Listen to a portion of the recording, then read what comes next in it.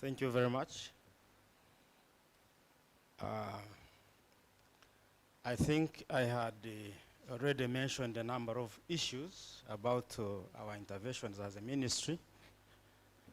But as a wrap-up, I'd like to take this opportunity, first of all, to thank the organizers and the panelists for their questions and for having been able to answer the questions from the public. The Minister of Works and Transport, as I had told you, is responsible for regulating water transport. And as I had told you, we have in place a law, which is the Inland Water Transport Act, that guides this regulation.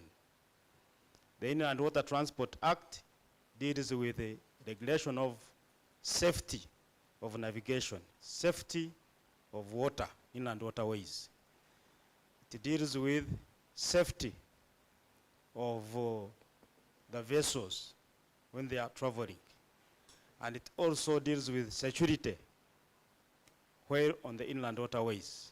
And then finally, it regulates the prevention of pollution from maritime.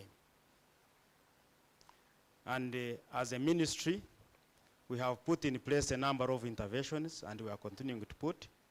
But the most hindering thing that has been actually delaying us is the regulations which are supposed to support this Inland Water Transport Act in order to allow enforcement.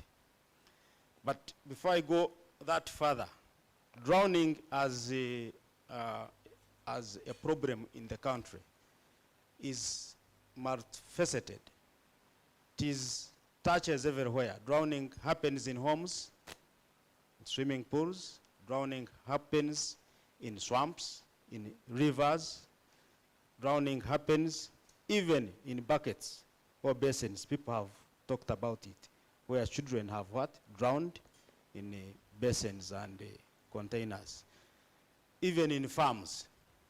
So the law or the strategy to regulate or to combat this problem should be really a concerted effort.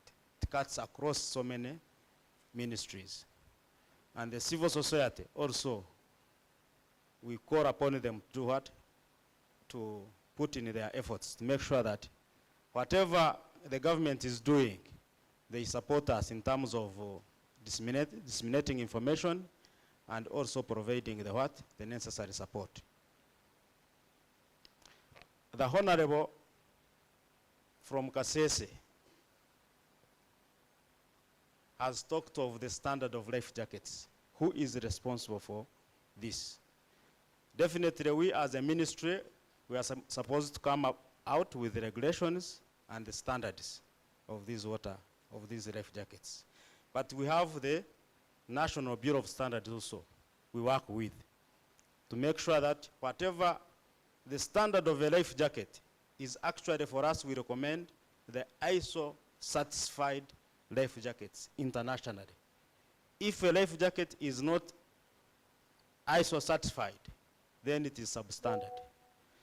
But you know, in our country, people will always sneak in substandard products. It is happening in all forms, whether whether clothes, whether electronics or anything. Substandard products will always sneak into the country. But we have our recommended standards for these life jackets. Because it is a life-saving equipment, there is no way it can be substandard. So the enforcement, who is our Marine Police? Marine Police is responsible for the enforcement of the marine regulations. They should always check out on these safety equipments. They should always check out on some of the safety provisions we have put in place. Because for us as a ministry and a department, we cannot be everywhere. The only interventions we are doing related to that is carrying out safety campaigns, which we are doing with the CAA, which we are doing with the Ministry of Water, going all around these islands and water bodies to inform people that for you to be safe on these waters, please put on a life jacket.